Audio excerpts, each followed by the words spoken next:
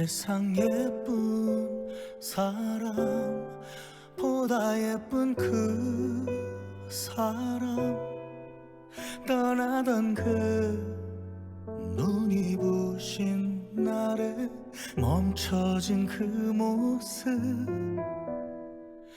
길에서 TV에서 인터넷도 문득 예상치 못한 곳에서 흐르는 그 노래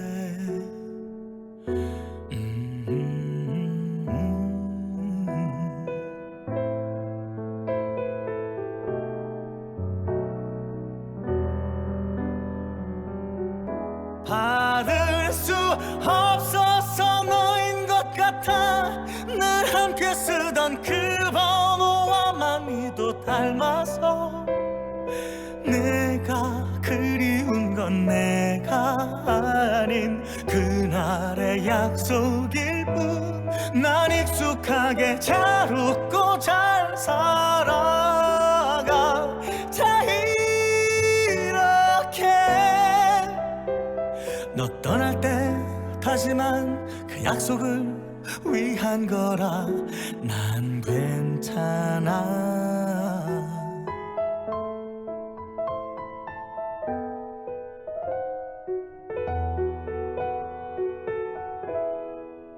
난 아직 너와 걷던 그곳에서 살지만 그 아픔을 이젠 곧잘 견뎌 미소도 짓는 걸 길에서 TV에서 인터넷도 문득 예상치 못한 곳에서 흐르는 그 노래 가끔씩 생각이 나는 사람 감정에 젖어 꺼내만 본 거라고 생각해 달라졌을 우리 만나지면 그 하루로 끝일 거야 난 익숙하게 잘 웃고 잘 살아가 너 떠날 때 죽어도 너만은 버리랄 그 당부를 기억하며 일터로 나가는 길에 너 떠난 너의 집을 지나쳐 가끔 그곳은 웃으며 잘 있는지 일상으로 돌리는 연습을 해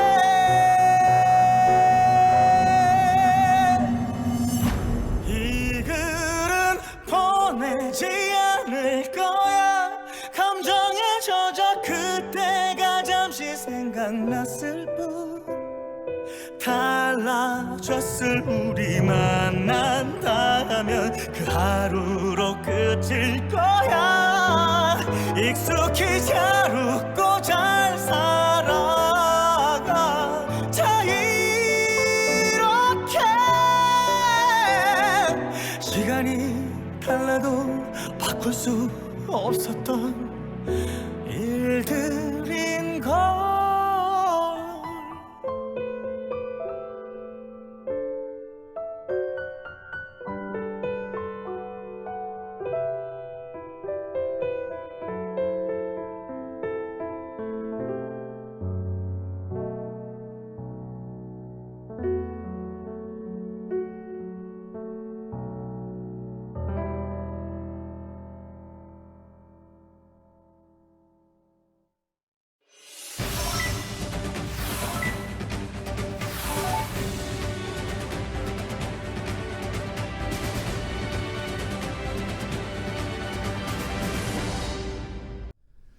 여러분의 저녁을 책임지겠습니다. 소통하는 재미 뉴스프리 데스크 아나운서 김민호입니다. 안녕하세요. 성지영 기자입니다. 9월의 첫날입니다. 어떻게들 보내셨는지요? 이번 달은 추석 연휴가 있죠? 네. 오늘부터 추석 승차권 예매가 시작이 됐습니다. 경부, 경전, 동해, 대구 등 7개 노선 예매율이 48.9%를 기록했는데요. 지난해에는 예매율이 52.6%였는데 이것보다는 약간 하락한 그러네요. 숫자가 첫날 예매율 나왔어요. 치고는 귀성 기간인 17일부터 20일 중에는 18일이 89.2%로 가장 예매율이 높았고요. 네. 귀경 기간인 21일에서 22일은 22일이 마지막 날이 91.7%로 가장 많았습니다. 이게 100% 온라인 예매로 진행이 되는데 아무래도 모바일이 69%로 더 많이 이용했다고 하네요. 내일은 호남, 전라, 강릉, 장항, 중앙, 태백, 영동, 경춘선 승차권을 예매합니다. 네. 장항 중앙 장항 강조하신 이유가 뭔가 뭔가요? 아니요, 왜냐면 읽다가 보니까 숨이 딸렸어요. 저는 뭔가 여기 뭐 뭔가 이게 약간 그런 것 같아요. 그 뭐죠? 간장곤장 아, 간장이고 있는 이거 것 어렵네요. 같은 그런 예. 느낌이었어요. 네. 장항 중앙, 네. 태백, 영동, 경춘, 호남, 전라, 강릉까지 다 네. 놓치시지 말고 해당되시는 분들은 꼭 예매에 성공하시기 바라겠습니다. 네. 아침 7시부터 시작이 됩니다. 오늘 노래 보통 예매 안 하잖아요, 근데. 근데 제가 지난 해부터 하고 있어요. 오. 이게 이제 왜냐하면 코로나 때문에 좌석이 줄어들어가지고 그쵸. 창 쪽 좌석만 네. 하니까. 당일날 이렇게 잡기가 힘들더라고요. 자녀 그래서 좌석 잡기가 쉽지 않아서. 맞아요. 미리미리 해야 돼요, 이게 또. 네. 여러분도 꼭 시간 내셔가지고 아침에 일찍 일어나는 단점이 있지만 그래도 편안하게 가시려면 꼭 해야 됩니다. 네. 오늘 신청곡은 와룡님이 신청하신 임창정의 9월이었는데 사연도 함께 보내주셨는데 어느새 무더웠던 여름도 거의 다 지나가고 있습니다. 가을하면 또 발라드 계절 아닌가요? 크크. 그런 의미에서 9월 1일에 맞춰서 9월 틀어주시면 감사하겠습니다. 딱 맞는 선곡이네요. 예. 근데 와룡님 임창정 씨 팬이잖아요. 어떤 노래든 다 맞춰주실 것 같긴 한데. 네. 예. 와룡님. 네. 이게 그 혹시 VOD 그 다시 보기 클립에 남겨주신 댓글이었던 네, 아마 거죠? 그렇죠? 네, 그렇다고 예. 하네요. 네. 저희가 다 챙깁니다. 뭐 그럼요. 채팅창에 남겨주시는 것도 네. 챙기고 어디서든 신청곡이 올라오면 저희가 다 꾸려놨다가 틀어드릴 테니까요. 많이 올려주시기 바라겠습니다. 미라클님이 9월에도 뉴스 프리데스크 아자아자아자입니다 하셨습니다. 네. 빌로바 TV님이 김민호 아나운서는 고향이 어디예요 하셨어요. 고향 전라북도 전주입니다. 네. 예. 전주의 아들. 전주 계시는 분 안 계시죠? 그 이재은 앵커도 전주 출신이거든요. 동향. 얹어 가봤습니다. 네. 그림자님이 민호 하나 크게 웃는 소리 좋다고 네. 하셨네요. 네. 감사합니다. 강민수님이 진짜 세월 빨리 간 9월의 프리데스크였습니다 하셨어요. 진짜. 마중물님이 직창욱 닮은 김민호 아나운서 이 얘기 좋아한대요. 감사합니다. 예, 아이고 다음 건 넘어가라는데요. 신수기님이 편도염 걸리셨대요. 진짜요? 어서 빨리 나으세요. 예. 저도 지금 목감기 후유증을 앓고 있는데. 약은 드셨는지 모르겠네요. 병원 꼭 가시고 물 많이 드시고 따뜻한 물. 코코동절님이 내 고향이네 하셨어요. 진짜요? 반갑습니다. 아이엠서니님이 전주의 아들 김민호 아나운서, 전주의 딸 이지은 아나운서 하셨어요. 예, 저기 뉴스 데스크와 뉴스 프리데스크 전주 출신들이. 그러네요. 예. 이렇게 또 엮네. 예. 네. 자, 명찰이 잘 안 보이신다고 그러네요. 하네요. 네. 예. 네, 이제 이제 딱 보이나요? 잘 보입니다. 이제 첫 번째 코너, 목요일의 고정 코너죠. 수요일의 고정 코너죠. 네. 만나러 가보겠습니다.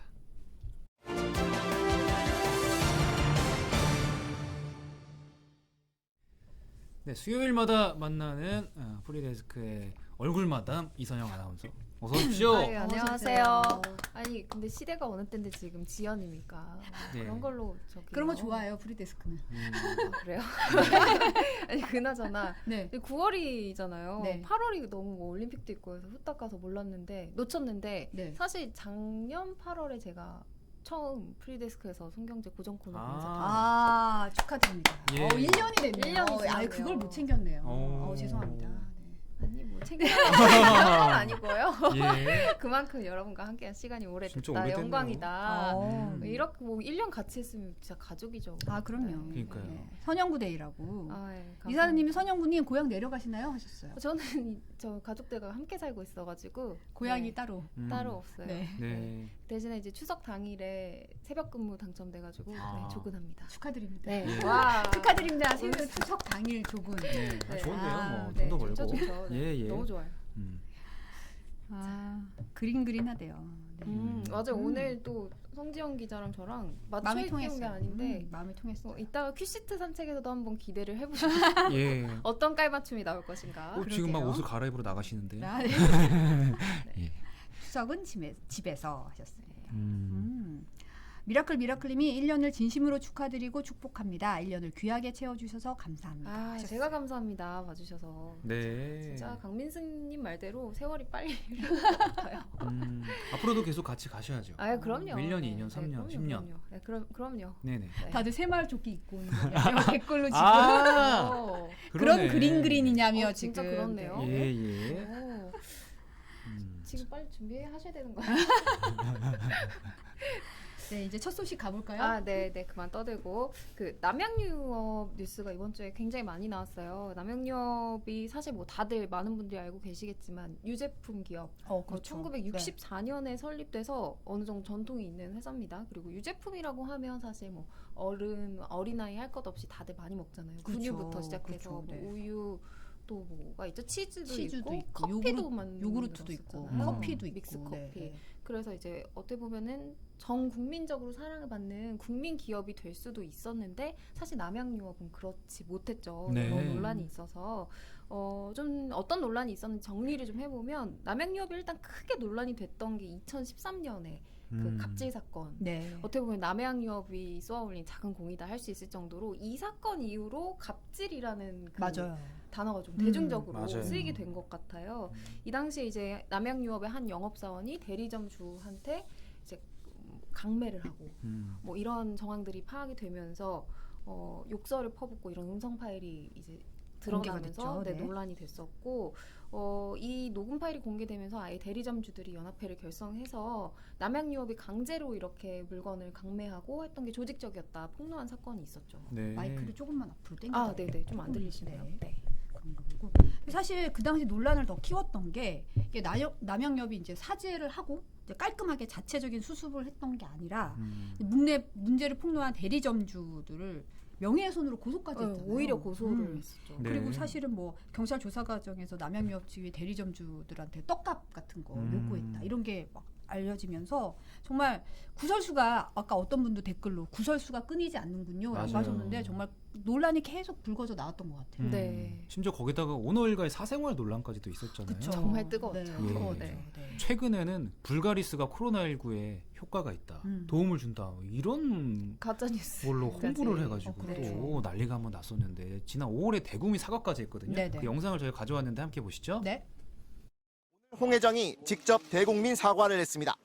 불가리스 논란으로 고발된 지 보름여 만입니다. 회사의 성장만을 바라보면서 달려오다 보니 구시대적인 사고의 틀에서 벗어나지 못하고 홍 회장은 회장직에서 사퇴했습니다. 자식에게도 경영권을 물려주지 않겠다고 했습니다. 그러면서 그동안 있었던 사건들을 하나씩 거론했습니다. 저희 외조카 황하나 사건 필요한 조치를 취했어야 했는데 많이 부족했습니다. 남양유업은 창사 이후 최대 위기를 맞았습니다. 불가리스가 코로나에 효과가 있다고 홍보했다가 식품표시법 위반으로 고발당했고 생산량의 40%를 차지하는 세종공장은 영업정지 위기에 몰렸습니다. 사실 홍원식 회장이 그동안 좀 많은 논란이 있었음에도 불구하고 사실 대중들 앞에 안 나섰어요. 네. 그런데 이번 사태로 이제 사실은 직접 나서서 눈물의 기자회견도 하고 다 내려놓겠다, 이제 뭐 다 사퇴하겠다 이런 식으로 한 거였잖아요. 네. 근데 지금 이게 아니라고요? 그러니까 방금 보신 것처럼 기자회견에서 경영권 승계도 포기하겠다 하면서 이제 매각을 시사했고 실제로 이제 매각이 추진이 됐다가 이제 어제 오늘 따끈따끈한 소식인데 매각이 무산됐습니다. 그러니까 네. 어떻게 된 얘기냐면 방금 보신 그 영상이 그 언제쯤이었죠? 5월쯤이었던 것 같아요. 네. 5월, 사퇴를 네, 그쵸. 하고 맞아요. 그랬던 때가 5월 초죠. 네, 그래서 5월 27일에 남양유업이 사무펀드인 한행컴퍼니의 오너 일가가 보유하고 있었던 남양유업의 53% 지분을 매각하겠다 선언을 했어요. 3,107억 원에 이렇게 팔겠다. 그리고 53%니까 과반이니까 사실상 이제 회사의 경영권, 회사의 소유권을 이제 넘기는 게 되겠죠. 네. 그렇죠. 그리고 이렇게 주식 매매 계약을 체결하면서 남양유업의 이제 이사직으로 등재가 되어 있었던 그 오너 일가들의 네. 이사직도 박탈을 하고 이 한행컴퍼니가 선정하는 이사진으로 새롭게 구성하기로 약정을 했었던 거예요. 네. 근데 아무래도 이제 임원진이 교체가 되고 하다 보면 뭐 주식 매매 계약도 해야 되고 이게 50%가 넘잖아요. 그러면 그렇죠. 이제 형식적으로나마 이사회를 열어가지고 주주총회를 열어가지고 이사회가 아니고 주주총회를 열어서 이게 통과가 돼야 되잖아요. 네. 그렇죠. 근데 갑자기 남양유업의 황 회장이 이 주주총회를 돌연 연기를 해버린 거예요. 그러니까 사실 이 주식 매매 계약을 7월 30일까지 하기로 했고 주주총회도 이 날짜에 맞춰서 7월 말에 원래는 열리기로 되어 있었는데 네. 이 주주총회를 9월 13일로 밀어버립니다. 근데 오. 9월 13일이란 날짜가 얼마나 먼 거냐면 그냥 뭐 물리적으로도 멀지만 이 주식 매매 계약을 8월 31일을 넘기지 못한다고 대금 지급 시기가 8월 31일까지로 딱 못 박아 네. 있었죠. 근데 그 이후로 주주총회를 밀어버리니까 이게 지금 계약 당사자 간에서는 혼란이 있을 수밖에 하겠다는 거냐 말겠다는 그쵸. 거냐 이런 얘기가 나올 없는 수밖에 상황이 된 없겠네요. 거죠. 네. 그 7월 30일 날 매매를 마무리 짓기로 한 건데 주총을 그 뒤로 밀어버리면 사실 한행컴퍼니 입장에서 이거 진짜 파는 거야 마는 거야 그냥 의구심이 들 수밖에 그렇죠. 없거든요. 네. 그 주총을 미룰 이유가 뭐예요, 그럼 진짜로? 그러니까 이제 이유를 두고 홍원식 회장이 법률 대리인 통해서 오늘 이제 입장문을 길게 써서 발표를 했거든요. 거기에 그 입장문 좀 읽어보면 남양유업 측이 이제 한행컴퍼니와 계약을 할 때 요구한 부분이 있었대요. 네. 남양유업의 주장은 계약서 상에 포함된 요구였는데 한행컴퍼니 측이 일방적으로 이걸 안 들어주려고 했다. 그래서 기존 계약일보다 조금 더 협의 시간이 필요했고 계약서 상으로도 7월 30일보다 한 달 뒤인 8월 31일까지만 이제 대금이 체결이 되면 되기 때문에 본인은 이제 주총을 밀어놓고 조금 더 얘기를 하기 위한 거였다. 그러니까 주주총회를 미룬 건 다른 게 아니라 뭐 매각을 안 하고 이게 아니라 조금 더 한행컴퍼니와 얘기를 하려는 의도였다. 뭐 이런 식으로 해명을 하기는 했었어요. 네. 홍 회장 측 입장은 한행컴퍼니와 사전에 협의된 게 있었는데 그 협의가 잘 풀리지 않아가지고 조금 더 이야기를 해보자. 그래서 미뤘는데 그게 구체적으로 어떤 건지 지금 언급은 안 한 거고요. 네, 저도 정말 궁금하더라고요. 그 남양유업이 원했던 그 계약상의 요구 사항이 도대체 뭐였길래 한행컴퍼니가 안 들어줬을까? 근데 한행컴퍼니 측 입장을 보면 합리적인 요구가 아니라 오너 일가의 개인적인 어떤 이득과 관련된 거였다라고 하면서 이제 계약상에 명시된 확실한 조건도 아니었다라고 네. 이제 근데 해명을 원래 했거든요. 기업 간 M&A 같은 경우에는 사실 비밀 유지 조항도 있고 해서 네. 사실은 뭐 그 안에 어떤 내용이 있는지는 사실 공개되지 않는 그렇죠. 부분도 있거든요. 네네. 그래서 어쨌든 근데 이제 한행컴퍼니 측과 이제 남양유업의 주장이 이렇게 일치하지 않고 있는 거죠. 네. 근데 이제 이런 한행컴퍼니의 주장 역시 홍 회장 측은 이제 부인을 하고 있어요. 우리 음. 오너 일가의 이익과 관련된 거 요구한 거 아니다. 이렇게 부인을 하고 있고. 근데 어떤 내용인지는 알려지지도 않았고. 언급하진 않았고. 네, 네. 그래서 아무튼 이런 이유로 약간 계약이 이렇게 종결되지 않고 늘어지고 있는 상황에서 이제 지난주 8월 23일에 한행컴퍼니 측에서 소송을 걸어요. 법원에 가처분 신청을 내는데 저번에도 설명드렸지만 이제 가처분은 좀 시급하게 판단을 해달라 해서 그렇죠. 이제 법원에 요청을 하는 거잖아요. 뭐냐면 전자등록 주식 처분 금지 가처분인데 이게 쉽게 말해서 이 주식은 지금 우리랑 거래를 하기로 되어 있는 거니까 다른 회사에는 매각하지 말게 해주세요라고 이제 한행컴퍼니 측에서 법원에 요청을 한 거예요. 그러니까 이렇게 소송까지 해놨는데 결과가 나지 않은 상황에서 어제 8월 31일이었잖아요. 네. 이 대금 지급 기한이 이제 도래한 거예요. 그렇죠. 그러니까 이제 남양유업의 홍 회장 측은 지금 계약 종결이 됐는데 우리 계약이 안 됐잖아. 그러니까 이제 이 계약은 끝난 무효야, 거야. 해지야. 이렇게 해서 계약 해지 통보를 합니다. 네.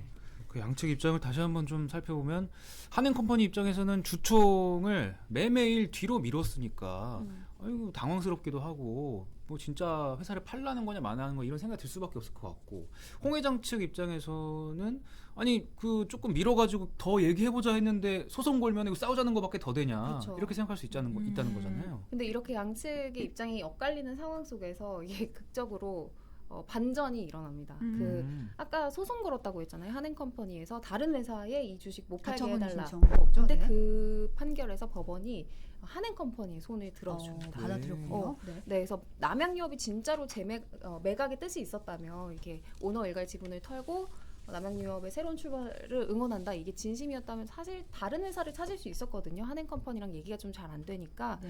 근데 이제 한행컴퍼니가 낸 이 가처분 소송의 결과가 이렇게 나오면서 남양유업은 이제 주식을 팔고 싶어도 오로지 한행컴퍼니한테만 팔아야 되는 그런 상황이 된 거고 가처분 법원의 입장은 일단 이런 거예요. 남양유업의 주식은 이미 한행컴퍼니랑 계약하기로 되어 있었고 단순한 변심으로는 이거 철회할 수 없다. 이런 판단을 내린 겁니다. 네. 네. 양측의 법정 공방이 치열하게 이어질 것 같은데 저는 그 두 입장 중에 홍 회장 측 입장이 거의 잘 이해가 안 되거든요. 대체 뭐 때문에 주총을 미뤘는지 정확한 해명도 없고 언급도 없이 이렇게 하면은 누가 이해하겠습니까? 그렇죠. 뭐 아까 뭐 계약 사항이 비밀 유지 사항이고 뭐 이런 걸 감안하더라도 대중들이 납득하기에는 갑자기 그냥 주총을 밀어서 지연시킨 것 같은 느낌을 줄 수가 없는 것 같아요.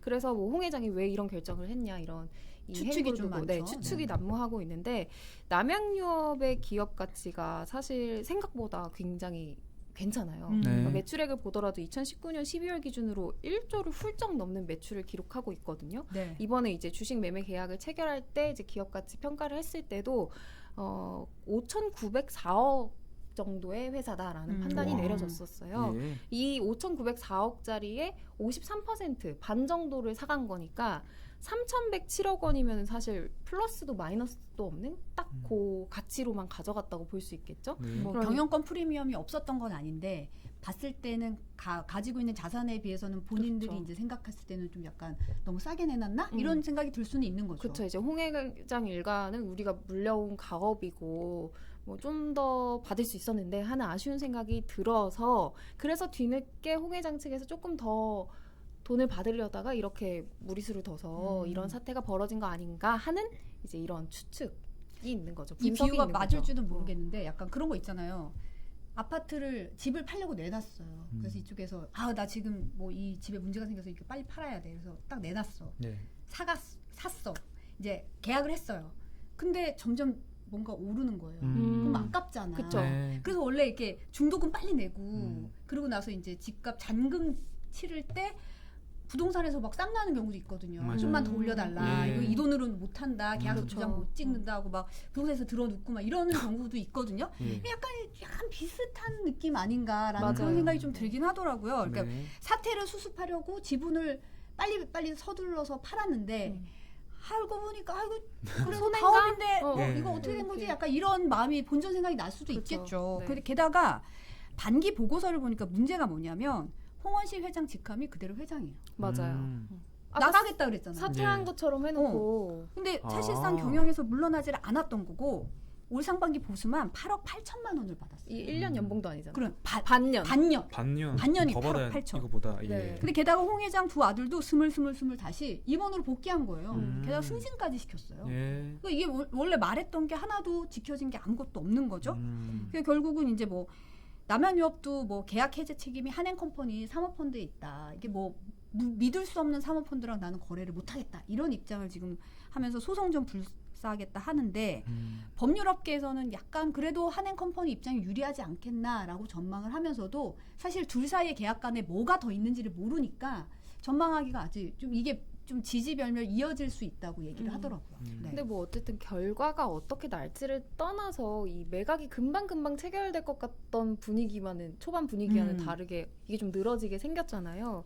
그렇기 때문에 이제 남양유업이라는 회사 자체에 보면 이게 정말 악수이긴 악수인 것 같아요. 안 그래도 좋지 않은 이제 기업 이미지에 또 역시 또 남양유업 했다 뭐 이런 식으로 나쁜 이미지가 더 이제 생길 수 있는 거니까요. 네. 근데 이게 더 나빠지기 이전에 남양유업은 이미 지금 매출이나 이런 거에 영향을 받을 정도로 이미지가 심각하게 훼손이 되어 있거든요. 올해 상반기만 해도 349억 원대 영업 적자를 내서 임직원들이 경영 정상화에 도움이 되겠다 해서 임금 동결하고 네. 뭐 각종 복리 후생비 뭐 삭감하고 이렇게 해서 고통 분담에 나섰거든요. 근데 이럴 수 있었던 이유는 사실 우리 회사가 곧 새 주인을 찾아서 정상화가 될 수 있다 이런 믿음 때문이었는데 뭐 오너는 여전히 뭐 진짜 거액의 8억 8천억의 급여를 받고 또 이렇게 매각도 차질을 빚고 이렇게 되니까 이제 임직원들 입장에서는 정말 이 회사 계속 다녀야 되나 싶을 네. 정도로 속을 끓일 수밖에 없을 것 같아요. 예. 소비자들도 지금 불매 운동 조짐까지 보이고 있다고 하니까 네. 좀 더 어떻게 될지 지켜봐야 될 것 같은데요. 네. 저기 어떤 분이 우리 연두부 엄마님께서 성 기자님 들어눕는 비유가 너무 찰져서 찰떡 먹고 싶다. 예. 여기 정훈유님은 이미 불가리스를 불매하고 있다. 아. 남양유업의 대표적인 그 요구르트잖아요. 그러니까요. 불가리스가. 어렸을 때 많이 먹었었는데. 네. 네, 빌로바티미님이 미래에는 지방 경영으로 끌고 갈 수가 없을 듯 하셨습니다. 예. 다음 소식 한번 볼까요, 이제? 네, 남양유업 얘기를 길게 했네요. 네. 네, 다음 소식은 해외 직구 이야기인데요. 네. 두 분은 직구 좀 많이 쓰시는 편인가요? 저는 제가 뭐 외국 사이트에 로그인해서 사는 것보다는 대행해주는 업체를 이용하긴 하죠. 대기업들도 요즘 다 직구 그렇죠. 해주니까. 맞아요. 주로 어떤 품목을 좀 사세요? 영양제. 음. 네, 영양제는 다 직구로. 성정 기자는 저도 예전에는 직구를 직접 했었는데 요즘에는 구대 업체들이 워낙 잘 돼 있어서 그냥 신경 쓰기 싫으니까 구매 대행 많이 하는 것 같고 저도 영양제랑 저는 그 얼룩 제거제를 해외에서 오, 직구하는 게 그래요? 있는데 이렇게 펜처럼 된 건데 제가 뭘 잘 흘리거든요. 아. 근데 너무 유용하게 써가지고 진짜요? 그걸 직구해서 쓰긴 해요. 저도 그 아이템 정보 좀 들어야겠어요. 저도 잘 흘려가지고 제가 링크를 다 보내드릴게요. 하얀 옷 좋아하는 애들이 꼭 잘 흘리잖아요. 아. 좋네요. 네. 예. 직구는 갑자기 왜 물어보시는 거예요? 직구의 어떤 패러다임이 좀 바뀐다 해가지고 제가 이 소식을 이야기해드리려고 하는데 일단 그 이전에 지금 직구 사용하시는지 물어봤잖아요. 그래서 네. 해외 직구 시장 동향에 대해서 약간 설명을 하면 점점 커지고 있어요. 예상하셨겠지만 통계청에서 이 관련한 이제 조사를 했는데 온라인 해외 직접 판매 및 구매 동향 이 자료를 보니까 올해 2분기 온라인 해외 직접 구매액이 1조 1212억 원으로 와. 전년 동기 대비 22.6% 증가했다고 하고요. 이게 연도별로 보더라도 계속 증가를 하고 있는데 2016년에는 1조 9,079억에서 이제 작년에 4조 677억을 기록하면서 와. 엄청난 어머나, 성장을 한 어머나. 거죠. 네. 거의 3배가 조금 안 되는 네. 그 성장률을 보였는데 아무래도 이제 코로나19 때문에 해외에 직접 나갈 수 없다 보니까 그렇죠. 네. 이제 그런 어떤 해외템을 사기 위해서는 사실 직구밖에 방법이 없고 이런 네. 수요도 더해지면서 계속해서 이제 증가를 하는 것 같아요. 근데 보통 직구하실 때 어떤 플랫폼을 좀 이용하세요? 저는 뭐 네이버도 요즘 직구 해주는 데 많고 딱히 정해놓은 건 없어요. 그냥 링크 타고 들어가서 사기 때문에 저도 그때그때 최저가 검색해서 가거나 음. 원하는 품목이 있는 데를 들어가서 샀던 것 같아요. 아무래도 이제 네이버 이 대형 포털이 그 최저가 검색으로 해서 연계가 되다 보니까 네이버를 많이 사용하시는 것 같아요. 통계청 조사에 이것도 나와 있었는데 해외 직구 총 거래액을 보니까 네이버가 27조 원으로 1위, 네. 그리고 그 다음이 이제 쿠팡 21조 쿠팡. 원으로 2위, 그리고 이베이 코리아, G마켓과 옥션을 이베이 코리아가 하고 있잖아요. 오. 여기가 20조 원으로 이렇게 3파전이더라고요, 시장이. 네. 그리고 이제 4위가 아마 있는지도 모르셨던 분들도 있을 텐데 11번가였어요. 여기가 이제 거래 규모가 10조 원으로 3위인 20조 원에 비해서 절반 수준이니까 좀 이제 미미하게 그러네요. 운영을 하고 있었죠. 그런데 이제 제가 패러다임이 바뀐다고 했잖아요. 그렇죠. 이 4위인 11번가가 아마존과 손을 잡으면서 와. 3위 탈환에 도전을 한다고 합니다. 네. 예. 근데 아마존 하면 사실 뭐 엄청 뭐 전 세계에서 가장 유명한 쇼핑몰 중에 그렇죠. 하나잖아요. 아마존이 국내 시장에 진출한다 만다 간본다는 얘기는 전부터 굉장히 많았어요. 맞아요. 근데 직접 진출 안 하고 결국 11번가랑 손잡고 진출하는 거죠. 그렇죠. 이제 아예 그냥 스스로 아마존이라고 아마존 코리아라고 진출을 할 수도 있었지만 이제 네. 11번가 손을 잡는 형태로 진출하게 됐는데 근데 뭐 좀 특별한 게 있어요? 그럼? 일단은 이제 아마존 하면은 가장 큰 특징이 진짜 별게 다 있잖아요. 음. 네. 아마존 그 미국 사이트에서 이 홈이 살 수 있는 것처럼 전 세계 모든 물건이 있잖아요. 그만큼 이제 아마존 미국에서 판매하는 4천만 개 상품이 이제 다 대상이라고 해요. 네. 그러다 보니까 이제 좀 다른 플랫폼에는 없는 좀 특이한 어떤 물품들도 올라와 있다. 요게 네. 이제 하나 장점이고 네. 그 중에서도 한국인이 선호하는 16만 개 제품에 대해서는 6일 내 배송을 원칙으로 한다고 하네요. 오, 네. 해외 배송인데 6일이면 굉장히 빠르잖아요. 사실 파격적이죠. 직구하면은 기다리는 게 말이 안 될 정도로 좀 잊어버리는 거죠. 잊어버리고 있으면 언젠가 도착하겠다 네. 이런 생각으로 사실 버티는데 네. 소비자 입장에서 굉장히 이득인 것 같아요.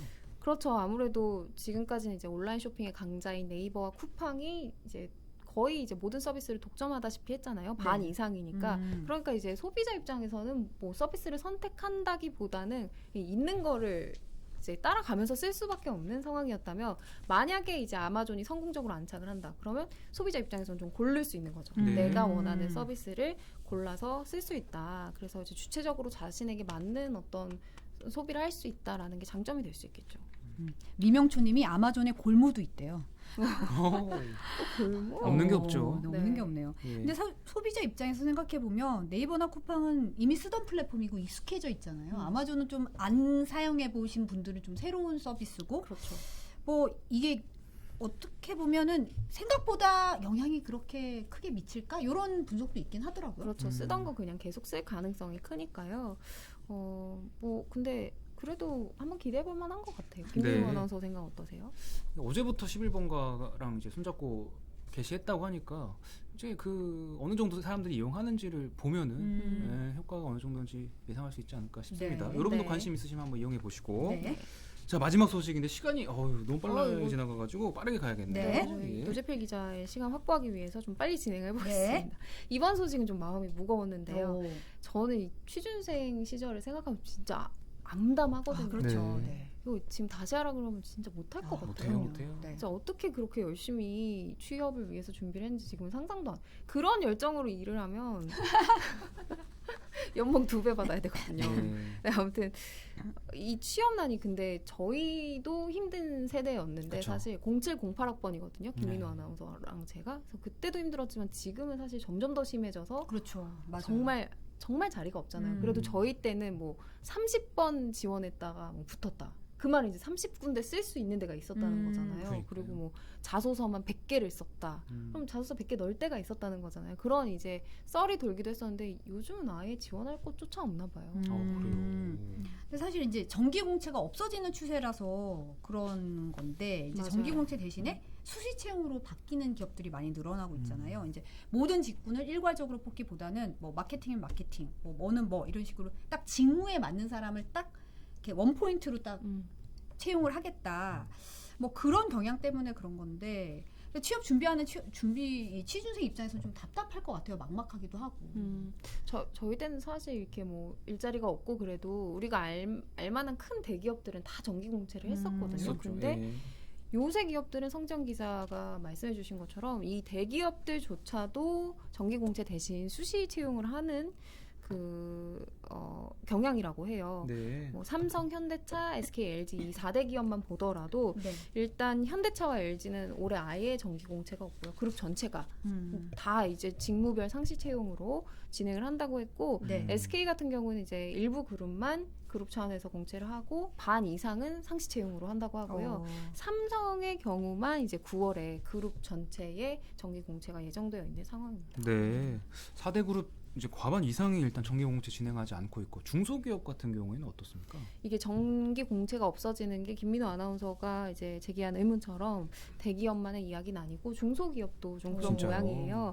인크루트 조사 결과에 따르면 814개의 회사를 대상으로 조사를 했는데 하반기 채용을 할 때 채용 의사가 있다 이렇게 이야기한 기업 중에서 정기 공채를 할 기업은 총 35.6% 그리고 상시 채용, 수시 채용을 택한 곳은 48.9%로 이게 거의 13, 14%포인트 정도 차이가 나잖아요. 네. 그리고 최근 2년간 추세를 보더라도 정기 공채는 계속해서 줄어서 비중이 14%포인트 감소하고 수시 공채는 18.2%포인트 증가했다고 하거든요. 그러니까 이렇게 되다 보니까 취준생들의 목소리도 나올 수밖에 없는 상황이에요. 그러니까 취준생들은 뭐 역시나 수시 채용이 이렇게 달갑지는 않은 분위기인데 직무 경험이 없으면 아예 취업이 어렵다. 그리고 어떤 직무가 언제 뜰지 어떤 기업에서 뜰지 알 수가 없으니까 그렇죠. 항시 준비 태세를 해야 하는 게 정말 좀 힘들다, 피로하다라고 호소한 걸로 나타났습니다. 네. 네, 이사님이 공채는 이제 역사 속으로 얘기를 하셨는데 기업 입장에서는 사실 공채가 비용도 많이 들고 좀 공채 기수 문화 같은 것도 있고 해가지고 맞아요. 좀 이제 바꿔야 될 필요도 있고 어떻게 보면 시장 변화 속도가 빠른데 원하는 인력들을 딱딱 뽑아야 되니까 좀 그런 부분도 있는 것 같은데 이 취업 준비생 입장에서는 들어오면 사실 좀 사람을 많이 뽑아놓으면 연수도 좀 시키고 교육도 좀 시키는데 그렇게 작게 뽑아서 직무 중심으로 하면 해당 경력이 있는 사람 무대하게 되잖아요. 네. 아까도 그렇죠. 댓글로 뭐 경력 있는 신임을 원한다 이런 얘기 있는데 그런 부분이 좀 더 강조되는 것 같아요. 맞아요. 즉시 투입 인력, 실패하지 않고 바로 가용할 수 있는 인력을 원하다 보니까 왜 그 유명한 짤 있잖아요. 경력직 다 경력직 뽑으면 나는 경력이 없는데 어디 가서 경력을 네. 쌓냐. 일단 경력을 쌓아야 들어올 수 있는데. 그렇죠. 이게 진짜 이 초년생들의 마음을 잘 나타낸 것 같은데 심지어 경력직 선호 현상이 이미 나타나고 있고 일선기업 10곳 중에서 8곳이 2030 젊은 세대 대신 중장년층을 고용해 본 적이 있다라고 응답하기도 했다고 해요. 아, 심지어 중장년층이요? 네, 경험이 없는 20대보다는 차라리 은퇴하고 좀 일을 해본 50대를 원한다라는 조사가 나왔습니다. 그래서 선호한 이유로도 뭐 경력, 인맥 등 활용 가능한 역량이 커서가 50.6% 비율로 가장 큰 응답 비율로 나타났어요. 네. 결국 청년들은 이제 작은 경력이라도 쌓으려고 고군분투해야 되는데 그 경력조차 쌓기가 어려운 게 현실이고 네. 참 꿈이라는 게 예전에는 되게 희망찬 얘기였는데 요즘은 뭔 얘기 같아요. 진짜 또 그러니까요. 꿈을 찾아서 취업을 한다는 건 좀 진짜 유니콘 같은 얘기가 된 것 그러네요. 같아서 네. 속상한데 진짜 이 사회감 없는 친구들 어떻게 취업을 준비해야 될지 정말 막막할 것 같아서 뭐 그냥 저희가 했던 것처럼 앉아서 공부하고 이런 시대가 정말 저물었구나. 이렇게 경험을 작은 경험이라도 쌓는 쪽으로 좀 생각을 전환해야 되는 또 때가 온 것 같아서 안 그래도 힘든 사회 초년생들이 참 고민이 많을 것 같다는 생각을 했습니다. 네. 수요일 고정 코너 송경제 오늘도 이선영 아나운서 여러 가지 이야기 여러분께 편안히 풀어드렸습니다. 다음 주에 뵙겠습니다. 네, 고맙습니다.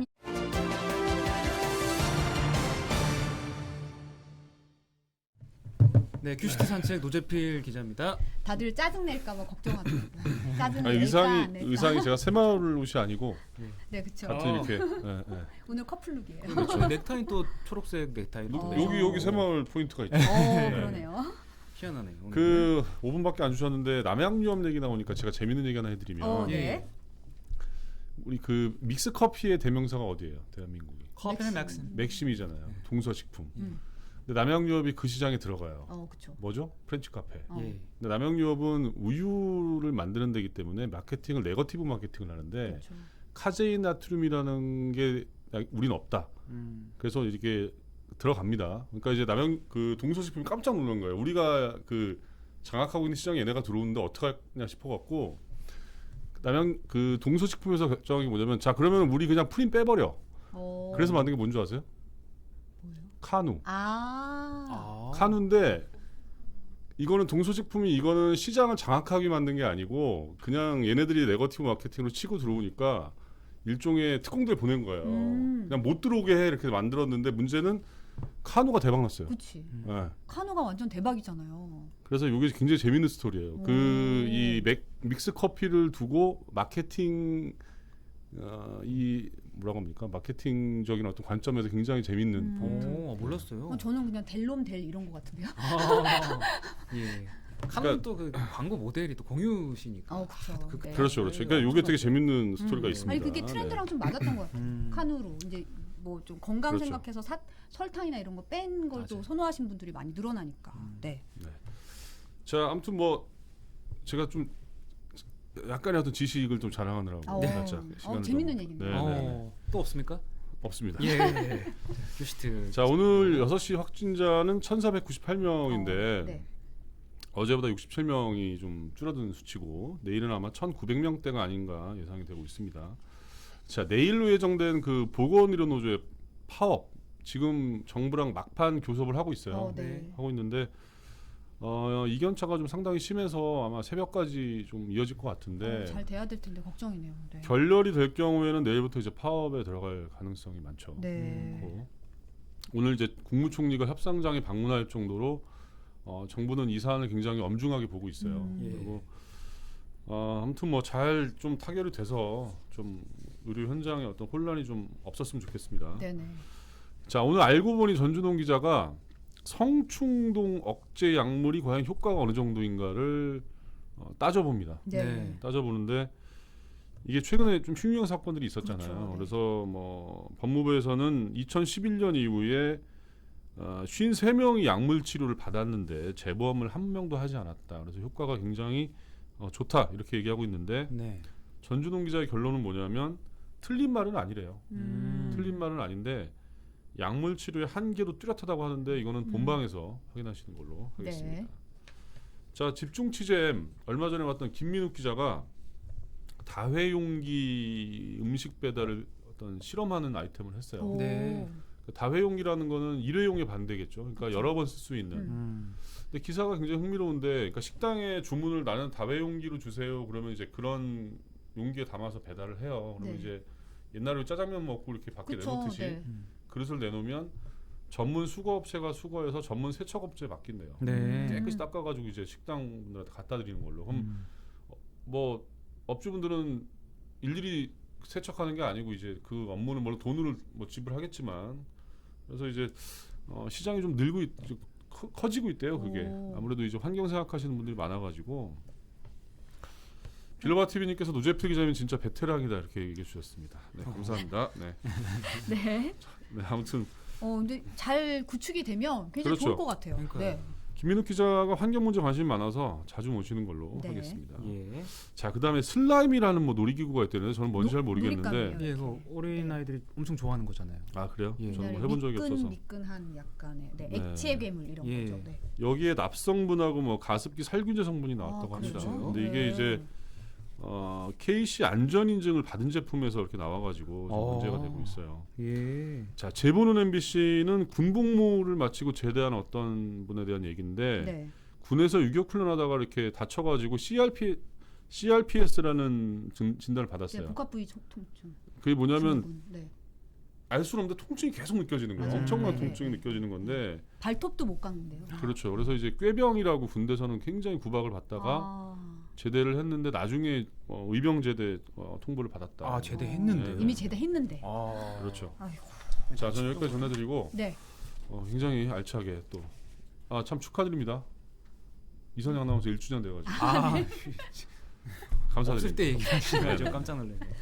네, 저희가 준비해서 여기까지고요. 내일 저희는 다시 똑같은 시간에 찾아뵙겠습니다. 네, 감사합니다. 고맙습니다.